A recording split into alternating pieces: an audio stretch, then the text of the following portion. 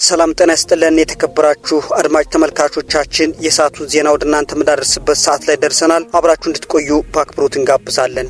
ዩክሬን ከተቆጣጠረችው የክሬስ ግዛት ሙሉ ለሙሉ በሚባል ደረጃ እየለቀቀች እንደምትገኝ ተገልጿል። በሁለት ወገን የሚወጡ መረጃዎች እስከ መጪው አርብ ድረስ የዩክሬን ጦር ከስፍራው ሙሉ ለሙሉ ሊለቅ እንደሚችል አመላክተዋል። ዩክሬን ባለፈው ነሐሴ ወር በምዕራብ ሩሲያ ድንገተኛ ጥቃት በመክፈት ተቆጣጥረው ከነበረው የክሬስ ግዛት በስፋት እየለቀቀች ነው ተብሏል። ግዛቱን ለማስለቀቅ የሩሲያ ጦር በግስጋሴው ሲቀጥል የዩክሬን ወታደሮች በበኩላቸው በከባድ ውጊያ የተቆጣጠሯቸውን ጠንካራ ይዞታዎች ለቀው እየወጡ እንደሚገኙም ነው የተነገረው። ኬቭ ባልተጠበቀ ጥቃት ተቆጣጥረው የነበረው የክሬስ ግዛት የወታደሮቿን የውጊያ ሞራል ከመጨመሩም ባለፈም በጦርነቱ የመደራደር አቅሟን አሳድጎት እንደነበር ሲዘገብ ቆይቷል። ነገር ግን ከ7 ወራት ከባድ ውጊያ በኋላ የዩክሬን ይዞታዎች ቀስ በቀስ እየቀነሱ ሲመጡ ሩሲያ በበኩሏ ካሳለፍነው ሳምንት ጀምሮ በርካታ ስፍራዎችን ድጋሚ መቆጣጠር ችላለች። የሩሲያው መከላከያ ሚኒስቴር ዛሬ ባወጣው መግለጫም በግዛቱ ተጨማሪ 5 መንደሮችን መያዙንም አስታውቋል።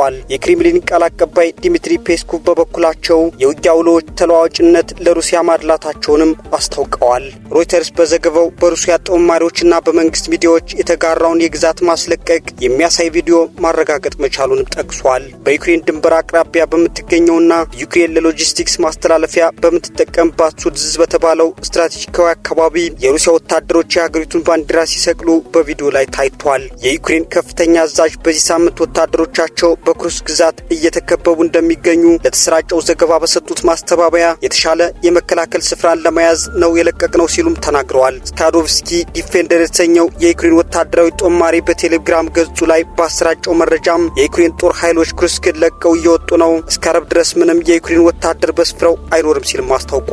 ሩሲያዊ ገለልተኛ የፖለቲካ ተንታኝ ረስላን ሌቭል በበኩሉ የዩክሬን ጦር ለተጨማሪ 2 ቀናት በግዛቱ ለመቆየት ሊዋጋ ይችላል፣ ነገር ግን የጊዜ ጉዳይ ካልሆነ የክሬስ ግዛት ወረራ በጣም ባጭር ቀን ሙሉ በሙሉ ይቀለበሳል ሲል ተናግሯል። ወዲህ ደግሞ ዩክሬን ከሩሲያ ጋር ጊዜያዊ የተኩስ አቁም ስምምነት ለማድረግ መስማማቷም ነው የተነገረው። በሳውዲ አረቢያ የዩክሬንና የአሜሪካ ከፍተኛ ባለስልጣናት ውይይት ላይ አስቸኳይ የ30 ቀናት የተኩስ አቁም እንዲደረግ ሐሳብ አቅርበዋል። ዩክሬን የ30 ቀናት የተኩስ አቁም ስምምነት ሐሳብን ለመቀበል መስማማቷን አስታውቃለች። በአሜሪካና ዩክሬን ከፍተኛ ባለስልጣናት መካከል በሳውዲ አረቢያ ጅዳ ከተካሄደው ስብሰባ በኋላ አሜሪካ ያቀረበችውን አስቸኳይ የተኩስ አቁም ጥያቄ መቀበሏን የገለጸችው የአሜሪካው የውጭ ጉዳይ ሚኒስቴር ማርኮ ሩቢዮ ሐሳቡን ለሩሲያ እንደሚያቀርቡና አዎንታዊ ምላሽ እንደሚጠብቁም ነው የተናገሩት። ዩክሬን ተኩስ አቁም ለማድረግና ለመነጋገር ዝግጁ ነች። ሩሲያ ይህን ሐሳብ ውድቅ የምታደርግ ከሆነም በሚያሳዝን ሁኔታ ሰላምን ለማምጣት እንቅፋት የሆነው ምን እንደሆነ እናውቃለን ሲሉ ተናግረዋል።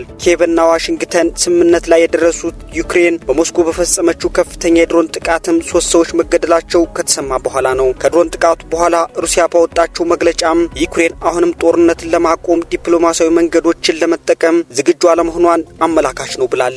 የዩክሬኑ ፕሬዝዳንት ቮሎዲሚር ዜሌንስኪ በበኩላቸው ከዚህ በኋላ ይህ በጎ ሐሳብ ሩሲያ እንድትቀበለው ማግባባት የአሜሪካ ስራ ነው ሲሉ ተደምጠዋል። የጅዳው ድርድር ባሳለፍነው ወር በዜሌንስኪና በአሜሪካው ፕሬዝዳንት ዶናልድ ትራምፕ መካከል በኦቫል ኦፊስ ውስጥ ከተፈጠረው ግለት የተሞላበት ንግግር በኋላም በሁለቱ ሀገራት መካከል የተደረገው የመጀመሪያው ይፋዊ ውይይት ነበር ተብሏል። ሁለቱን ተከትሎ በኋላ በዋሽንግተን አቋርጠው የነበረውን ወታደራዊ ድጋፍና የደህንነት መረጃዎችን ማጋራት እንደምታስቀጥል ሁለቱ ሀገራት በጋራ በሰጡት ጋዜጣዊ መግለጫም አስታውቀዋል። ከዚህ ባለፈም ሁለቱ ልኡካን ቡድኖች ጦርነቱን ለማስቆም በሚደረገው ድርድር ላይ የሚሳተፉ ልኡካን ቡድናቸውን ለመሰየምና በአፋጣኝ ድርድር እንዲጀመር ተስማምተዋል። ሩሲያ እስካሁን ለጊዜው የተኩስ አቁም ጥያቄው በይፋ የሰጠችው ምላሽ የለም። ክሬምሊን በጉዳዩ ዙሪያ ከአሜሪካ የሚደረግላት ማብራሪያ በኋላ የመንግስትን አቋም እንደሚያሳውቅ ነው የታወቀው። ነገር ግን ኮንስታንቲን ኮሳችቭ የተባሉ ተደማጭነት ያላቸው የሩሲያ ፓርላማ አባል ማንኛውም ስምምነት በአሜሪካ ሳይሆን በሩሲያ ፍላጎት ላይ የተመሰረተ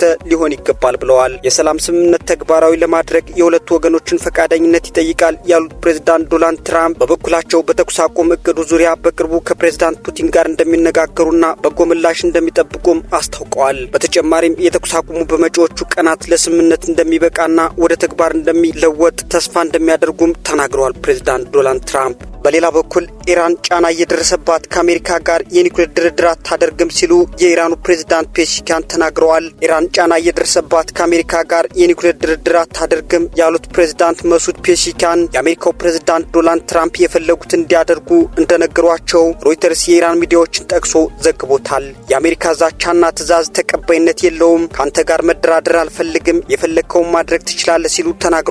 ፔሽኪያን የኢራኑ ጠቅላይ መሪ አያቶላህ አሊ ካማኒ ባለፈው ቅዳሜ ፕሬዝዳንት ትራምፕ የኒውክሌር ድርድር ለማድረግ ለኢራን ደብዳቤ መጻፋቸውን ከገለጹ ከአንድ ቀን በኋላም ቴህራን በጫና አትደራደርም ሲሉ አስታውቀዋል። ፕሬዝዳንት ትራምፕ ከቴህራን ጋር ለመደራደር ያላቸውን ግልጽነት ቢያሳዩም ኢራን ከተቀረው ዓለም ለመለየትና የነዳጅ ኤክስፖርቷን ወደ ዜሮ ለማስገባት በመጀመሪያ የስልጣን ዘመናቸው ይጠቀሙበት የነበረውን ከፍተኛ ጫናና ተግባራዊ እያደረጉት ነው ብለዋል። ፕሬዝዳንት ትራምፕ ባለፈው ሳምንት ከፎክስ ኒውስ ጋር ባደረጉት ቃለ ምልልስም ኢራን የኒውክሌር ጦር መሳሪያዋን እንዳትጠቀም ለመከላከል ስምምነት ትፈርማለች ወይንም ደግሞ ወታደራዊ እርምጃ ይከተላታል ሲሉ ተናግረዋል። ኢራን የኒውክሌር ጦር መሳሪያ እንዳይኖራት ለረጅም ጊዜ ክልከላ ተጥሎባት ነበር። ይሁን እንጂ በከፍተኛ ፍጥነት ዩራኒየምን እያበለጸገች እንደሆነም ይነገርላታል። ኢራን የኒውክሌር ስራዋን ያፋጠነችው በ2015 ከ6 ሀያላን ሀገራት ጋር የገባችውን የኒውክሌር ስምምነት ፕሬዝዳንት ትራምፕ በ2019 ውድቅ ካደረጉት በኋላ ነው። ዶናልድ ትራምፕ ኢራን የኒውክሌር ድርድሩን በአሜሪካ ፍላጎት ልክ መቃኘት እንዳለበት ፍንጭ መስጠታቸውን ተከትሎም ያ ካልሆነ ግን ኃይል ወደ መጠቀም ሊገቡ እንደሚችሉ ሐሳብ መስጠታቸውም ቴህራን ማበሳጨቱ ትርጉሙን የከፋ ያደርገዋል። አድማጭ ተመልካቾቻችን የሰዓቱ የትንታኔ ዘገባችን ይህንን ይመስል ነበር። አብራችሁን ስለቆያችሁ እጅግ አድርገን እናመሰግናለን።